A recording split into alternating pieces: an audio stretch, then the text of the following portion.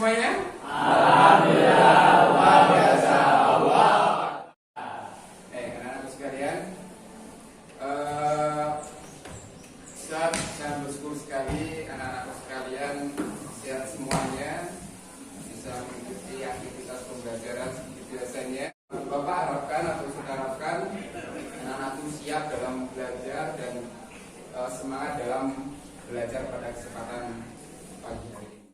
Untuk memperlancar pembelajaran kita pada pagi hari ini, agar pembelajaran kita diridhai oleh Allah Subhanahu wa taala dan ilmu kita yang mendapat keberkahan oleh Allah Subhanahu wa taala, marilah kita mulai pembelajaran pada pagi hari ini dengan mengucapkan al-basmalah. Bismillahirrahmanirrahim.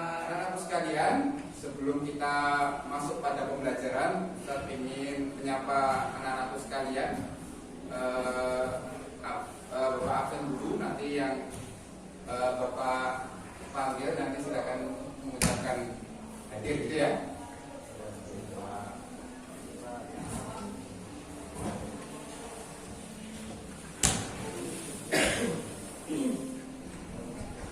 Baik, Amir, baik anak-anakku sekalian, sebelum kita masuk pada materi yang akan kita bahas pada kesempatan pagi hari ini, Bapak ingin bertanya pada kalian. Bapak ingin bertanya pada Amir. Amir, ketika Amir ingin memutuskan suatu hukum atau suatu permasalahan, Amir mencari sumber hukum yang apa pertama kali? Al-Quran. Baik, Amir, luar biasa Amir.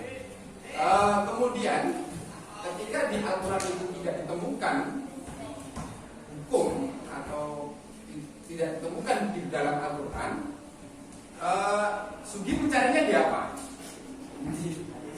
Hadis. Bagus. Kemudian ketika Al-Quran itu tidak ditemukan sumber hukum tersebut, maka sumber hukum yang kedua tentunya adalah hadis. Bagus sekali, luar biasa Sugi. Maka dari itu dapat diartikan bahwasanya anak-anak sekalian, Al-Quran merupakan sumber hukum yang pertama dan al-hadis adalah sumber hukum yang kedua. Maka mempelajari Al-Quran dan hadis adalah suatu hal yang harus kita kerjakan. Maka Al-Quran dan hadis merupakan sumber pedoman hidup kita dan seyogyanya kita harus mempelajari dan mempelajarinya. Maka pada kesempatan yang baik ini kita akan membahas terkait Al-Quran dan hadis sebagai pedoman. Apa? Al-Quran dan hadis sebagai anak-anak sekalian. Sebelum kita mulai pembelajaran, Bapak akan menampilkan video pembelajaran untuk kalian cermati dan pahami. Nantinya video ini akan menjadi gambaran anak-anakku sekalian terkait dengan materi pelajaran yang akan kita bahas pada kesempatan pagi hari ini. Silakan diperhatikan dengan seksama.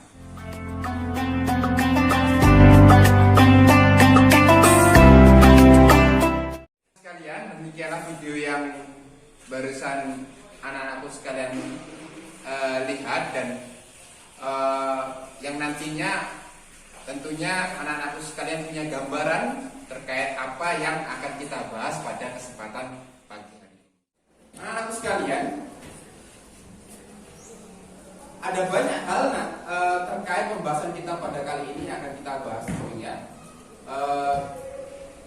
Yang diantaranya adalah pengertian Al-Quran, pengertian hadis, fungsi Al-Quran.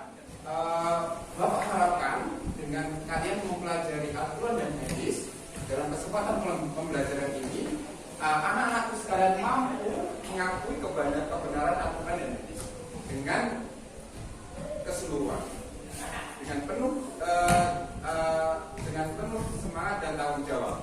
Kedua, pembelajaran ini Bapak harapkan anak-anakku sekalian mampu menampilkan sikap tanggung jawab dalam perilaku sesuai anak-anakku sekalian. Berhubung materi kita akan banyak pada kesempatan yang berbahagia ini, kita akan membahas terkait pengertian Al-Quran, pengertian hadis, nama-nama Al-Quran dan fungsi Al-Quran. Maka untuk lebih efektif pembelajaran kita pada kesempatan kali ini, agar semuanya dapat tersampaikan dan efektif pembelajaran kita pada 1 jam ini, maka Bapak ingin membuat kelompok. Bapak akan bagi menjadi 4 kelompok, dan nanti masing-masing kelompok akan membahas satu pembahasan. Katakanlah kelompok A nanti akan membahas pengertian Al-Quran, kelompok B nanti akan membahas pengertian hadis, kelompok C akan membahas terkait nama-nama Al-Quran, kelompok D akan membahas terkait fungsi Al-Quran. Maka nanti setelah nanti kalian diskusikan, Bapak kasih waktu 10 menit, nanti masing-masing kelompok mempresentasikan, masing-masing kelompok menyampaikan apa hasil diskusi kelompoknya masing-masing. Dan nanti di akhir nanti akan Bapak kuatkan dengan apa yang akan anak-anakku diskusikan. Bisa dipahami ya anak-anakku ya?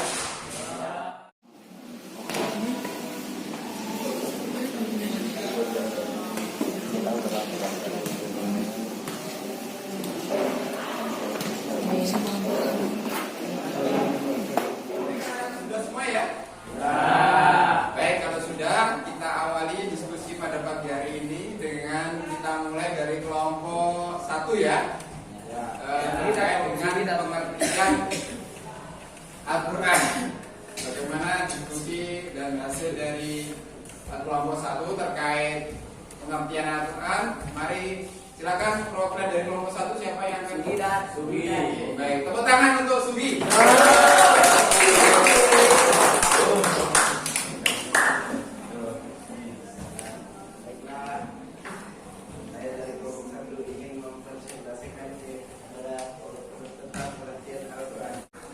Luar biasa ya kelompok 1. Luar biasa kelompok 1. Oke, sekarang kita lanjut ke kelompok 2. Kelompoknya Amir terkait dengan pengertian hadis. Silakan Amir. Tepuk tangan untuk kelompok 2.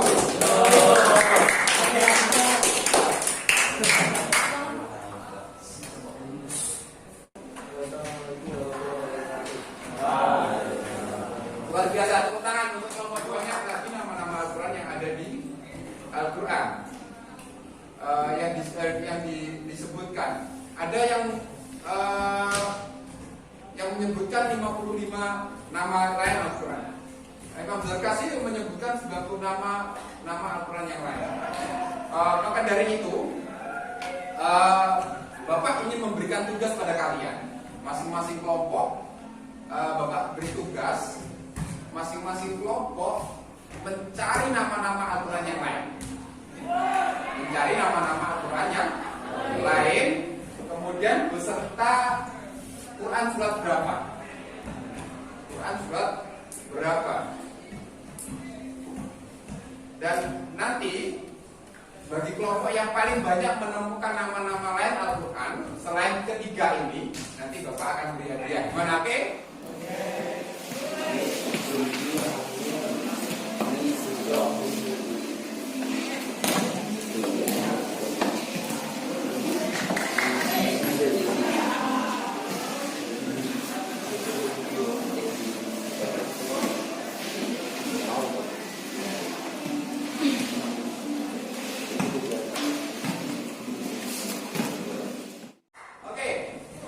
Selanjutnya untuk kelompok 3 silakan siapa perwakilan dari kelompok 3 untuk mempresentasikan terkait fungsi Al-Quran. Sidik, baik. Luar biasa Sidik, tepuk tangan untuk Sidik. Baik, untuk kelompok terakhir akan mempresentasikan terkait pengertian hadis. Silakan. Siapa yang akan mewakili? Tepuk tangan untuk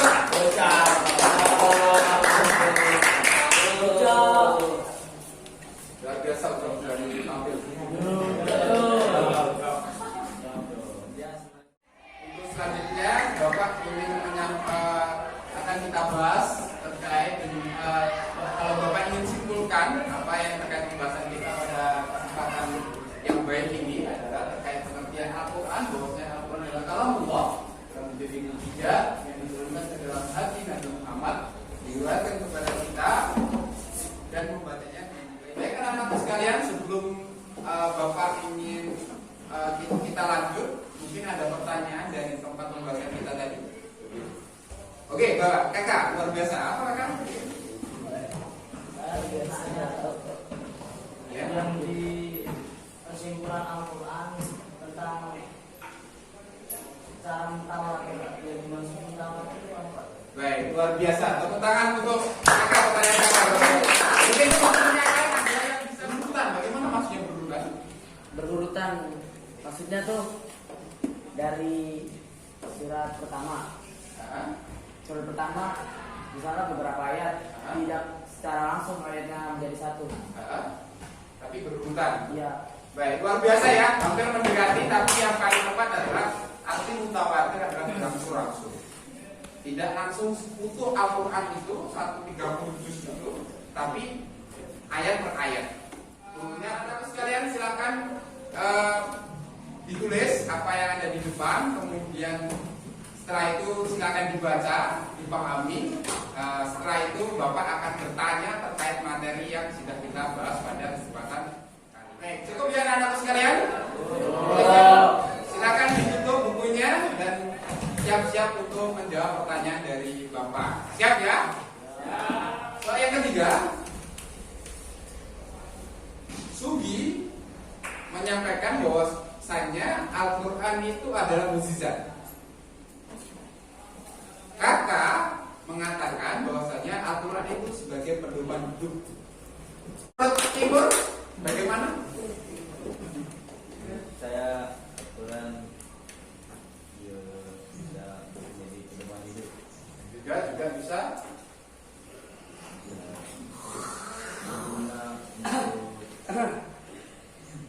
Baik, luar biasa. Jadi Al-Quran dua-duanya benar ya, dua-duanya benar. Al-Quran juga mukjizat.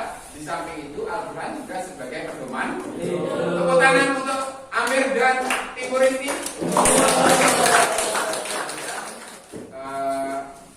Kita cukupkan pembelajaran kita pada kesempatan kali ini.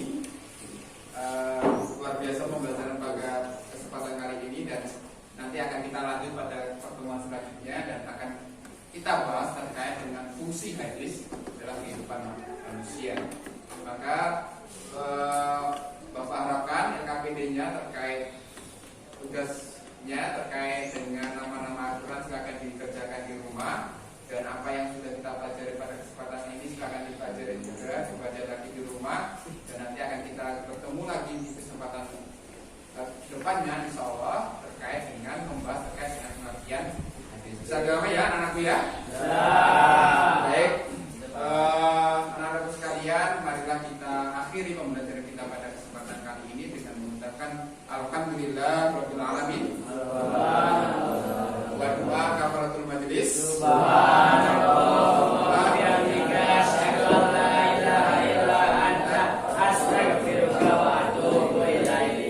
Demikian anak-anakku sekalian, kurang lebihnya Bapak mohon maaf apa kalau ada kekurangan atau kesalahan dalam usaha menyampaikan. Bapak mohon maaf yang sebesar-besarnya.